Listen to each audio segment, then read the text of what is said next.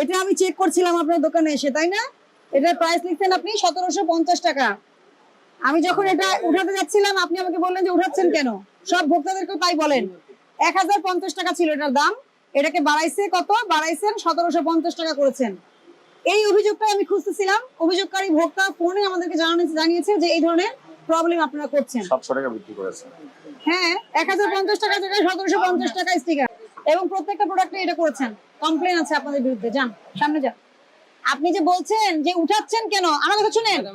আপনি যাকেই বলেন না কেন, আপনাকে বুঝতে হবে যে মানুষের তো আগ্রহ থাকবে যে নিচে দেখা যাচ্ছে একটা দাম, কেন তুলবে না? এটা কত লাগাইছেন? এটা লাগাই 1850। 1595 টাকা। এমআরপি মানে কি আপনি জানেন না? এটা যে টাকা আপনি বুঝেন না। মেশিনটা কোথায়? গান মেশিনটা, প্রাইস ট্যাগ মেশিনটা কোথায়? বের করেন। আমরা সারা জীবন দেখছি কসমেটিক্স এর দোকানে রোল ইউজ করে, বিদেশি কসমেটিক্স। আপনি তো সবাইকে ছাড়াই গেছেন। মেশিনটা কোথায়? এটাই কমপ্লেইন করছে। যখন ভোক্তা কমপ্লেইন করে ওরা নাকি হাসে। দেখি আরো দেখি, এগুলো দেখান। এটা এই যে উপরে এগুলো দেখান। 2250। এটা বের করেন তো কত?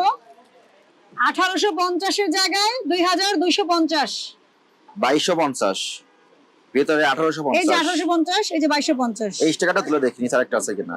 কি এটা কেন করছেন? ঠিক আছে, ভুল করছি, ঠিক আছে, বাট কিন্তু আমরা অন্যদের মতো যে দেখা যায় 800 টাকা টি-শার্টে 8.5 অন্যরা কি করেছে অন্যদের ব্যাখ্যা অন্যরা দিবে, আপনারটা আপনি দেন। আপনি কি ডবল রেট করতে পারবেন? ডবল রেটের সুযোগ আছে? যে কোনো ভোক্তা, আমি কেন, যে কোনো ভোক্তাই তো এখানে আসলে দেখবে যে আপনি স্টিকার মারছেন, সে উঠাবে এবং সুনির্দিষ্ট কমপ্লেন এসেছে। এবং আলপনা প্লাজা আমাকে বলেছে, অভিযোগকারী ফোনে বলেছে এটা তো ডবল প্রাইসিং হয়েছে। একটা প্রোডাক্টের প্রাইস কত একটা হবে, এখানে নিচে কম প্রাইস ছিল, আপনি এটাকে বাড়াই দিয়ে ঈদ উপলক্ষে বাড়াই দিয়ে এই কাজ করছেন। আবার বলতেছেন অন্যদের মতো করি নাই। তাই তো বলছেন অন্যদের মতো। অন্যরা তো ধরা দেন আপনি একটু। আর কে কে আছে একটু বলেন, আমাদেরকে তথ্য দেন। দেখেন মার্কেটে হ্যাঁ হ্যাঁ, সবারটাই দেখবো, সবারটাই দেখবো। এইটা কথা বলছিল, বুঝছেন? আমি ভুল করছি, এটা বেশক আমি ভুল করছি, অপরাধ করছেন। অপরাধ করছে এটা আমি মানি, কিন্তু আমি মুনাফাটা যে কতটুকু। না না, আপনার মুনাফার কথা এখানে আসতেছে না। মুনাফার কথা কেন আসবে এখানে? আপনি যেটার মূল্য আগে 1850 ছিল, ওর ভিতরেই তো মুনাফা আছে। ওটার মূল্যে, ওটার ভিতরেই তো আপনার মুনাফা থাকবে। আপনি এই প্রোডাক্টটা কত করে কিনছেন? দেখা যায় আপনার এই 1600 টাকা। এই তো এতক্ষণ কি বলছেন? আপনি কিন্তু রং মেসেজ দিচ্ছেন। আপনি যেটা বলেছেন 1850 টাকা, আপনি তার উপরে লাভ করছেন মাত্র কত? 2250 টাকা বলছেন না? কত টাকা বেশি তাহলে? 400 টাকা বেশি। এটাই তো বলছেন আপনি। আপনার এই কথার মানে হচ্ছে 1850 টাকা আপনি কিনেছেন আর বিক্রি করবেন এত। আমাদের সেটা নিয়ে প্রবলেম না। আপনি তো 1850 টাকা কিনেননি, এটার প্রাইস লেখা আছে, এটা প্রাইসে লেখা আছে 1850 টাকা। এমআরপি মানে হচ্ছে ম্যাক্সিমাম রিটেল প্রাইস। আপনি এটা এক্সিট করতে পারবেন না। কথা বুঝছেন? আপনি কত পার্সেন্ট লাভ করবেন সেটা সরকার আপনাকে বলে দেয়নি। বলে দিলেও সেটা বলেছে সহনীয় মাত্রা বলেছে। আপনি কি করেছেন?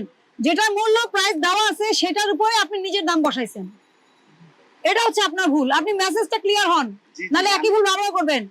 এটা ম্যাক্সিমাম রিটেল প্রাইস দিছে। একটা প্রোডাক্টের যখন এমআরপি থাকে ম্যাক্সিমাম রিটেল প্রাইস, ওইটা আপনি কখনো এক্সিট করতে পারবেন না। সেটা তেল আলাও পারবে না, আপনিও পারবেন না। ভোক্তা অধিকার সংরক্ষণ আইন 2009 ধারা 40 অনুযায়ী 1 বছরের কারাদণ্ড, 50,000 টাকা অর্থদণ্ড বা উভয়দণ্ড দেওয়া যায়। ভোক্তা অধিকার সংরক্ষণ আইন ধারা 40 অনুযায়ী আপনাকে 10,000 টাকা সতর্কতামূলক জরিমানা করা হলো। আলপনা প্লাজার সম্মানিত দোকান এবং যে সকল ব্যবসা প্রতিষ্ঠান রয়েছে, সকল ব্যবসায়ীর দৃষ্টি আকর্ষণ করছে, জাতীয় ভোক্তা অধিকার সংরক্ষণ অধিদপ্তর কর্তৃক বাজার মনিটরিং কার্যক্রম পরিচালিত হয়েছে। আপনারা কাপড়ের মূল্য চেঞ্জ করে দিয়েছেন এবং আমরা কিন্তু আপনাদের আলপনা প্লাজার সবচেয়ে সামনের দোকানে এসে এটা পেয়েছি যে কাপড়ের গায়ে আগের মূল্য লেখা ছিল 1850, আপনি এখন লিখেছেন 2250। এবং অভিযোগকারী যখন ফোনে অভিযোগ করেছে উনি এটাও বলেছে যে উনি যখন আপনাদেরকে এই বিষয়গুলো অবগত করেছে আপনারা হাসাহাসি করেছেন, তাচ্ছিল্য করেছেন।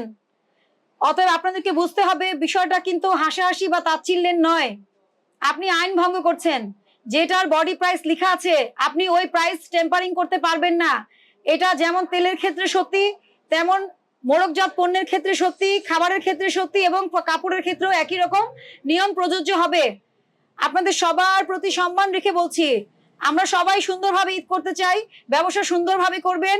অবশ্যই ভোক্তা অধিকার আইন সংরক্ষণ করে ভোক্তাদের অধিকার সুরক্ষিত রেখে সুনামের সহিত ব্যবসা করবেন।